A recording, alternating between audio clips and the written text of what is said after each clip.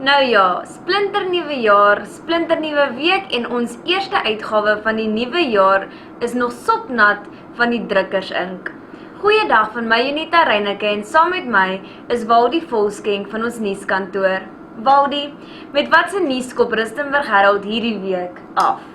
Junita, this week surprisingly we can announce that in many decades Rustenburg has had one of the quietest New Year celebrations and Christmas celebrations in decades. It is quite a surprise because so many more people were expected to be home and couldn't afford to go on expensive holidays. So more people at home would have meant more fireworks, more crackers. Surprisingly, that wasn't the case. The firecrackers and fireworks were very much quiet.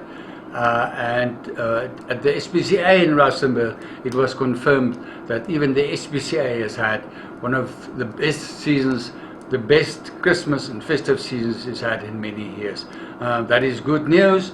Perhaps it was money, perhaps it was the fact that many people feared that it would rain out, but as it stands, we had a quiet year, we had a good year, our animals were safe and happy, and everybody could be at peace that there's no trouble at home while you were at holiday.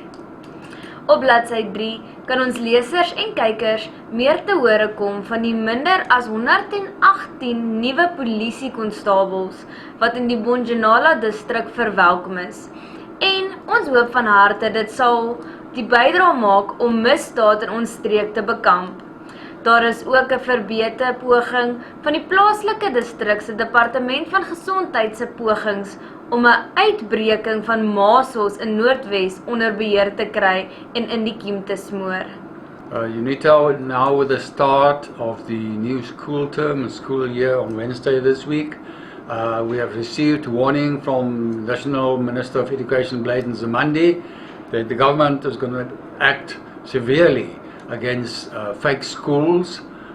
Rustenburg Herald has reported repeatedly on fake schools and their operations in and throughout Rustenburg over the past 3-4 years, and we've arrived at the conclusion, and it is obviously true, that fake schools is an injustice to students trying to make and to learn for a future in this country.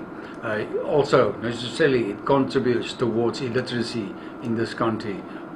Anyone would welcome strong action against fake schools. Een van die grootste redes hoekom daar oor die afgelope feesgety veel minder klappers en vuurwerke gehoor en gesien is waarskynlik die feit dat baie mense bang was dat die feesvieringe letterlik koue voete sou kry en dit sou uitreën. En natuurlik was die hoë lewenskoste ook 'n faktor. Natuurlik was dit vir baie Rustenburgers baie goeie nuus. Waldie het 'n oulike berig geskryf oor 2022 se reënvalsyfers en 'n nuwe jaarlikse rekord vir die hoogste jaarlikse reënval in 20 jaar. Boonop kan daar verwag word dat ons ook vanjaar en moontlik aanstaande jaar bo gemiddelde reënvalsyfers kan verwag. Unita, I must add good news perhaps for people who were inconvenienced by load shedding during this holiday period.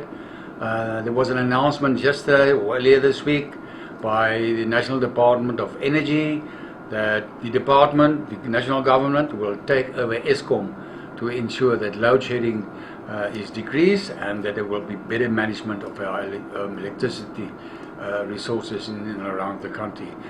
This could mean significant reduction in load shedding and power outages around the country.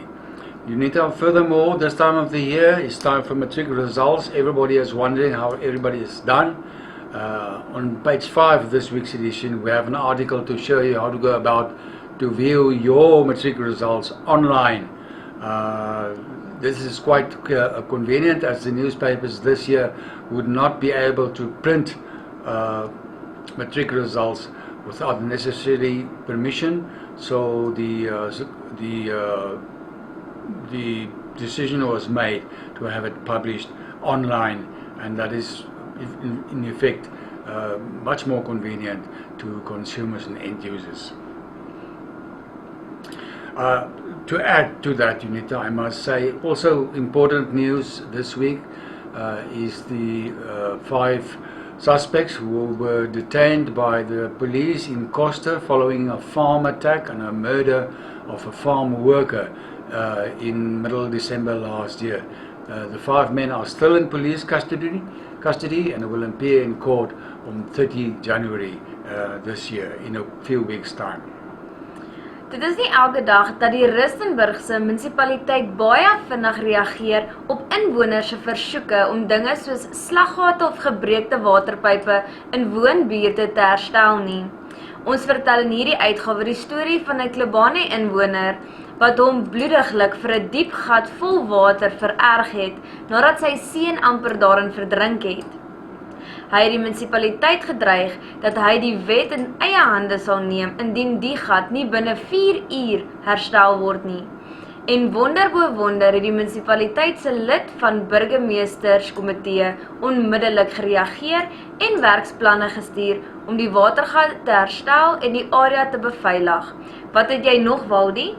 Unita, sadly in every week's bulletin we do usually announce the passing of some kind of community leader or some well-known person. This week is no exception. It is with great sadness that we take leave of the late Hetty Thorne. Many people in Rustenburg will remember Hetty. She was the proprietor of Lanco Upholstery for at least 30 years. Hetty was very well known in and around Rustenburg. She was an animal lover. She was a community and environment activist. She was a lover of people. She was a beautiful girl. She served as a front page cover girl for Rustenburg Herald as far back as 1968.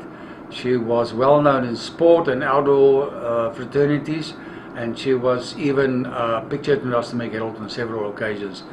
This week, with her obituary, we have some newspaper clips stretching as far back as 1968 and up to 1973 of Hetty's achievements and the times that she made headlines in and around Rustenburg. We also have to send our condolences for the passing of Marie MacDonald, an employee of Rustenburg Herald since the middle 80s. Marie was a trustworthy worker and employee of Rustenburg Herald for many years.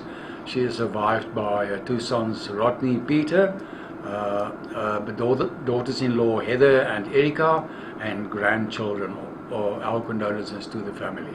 Wel Waldie, dit is 'n nette dop wat die week in die Rustenburg Herald aangaan.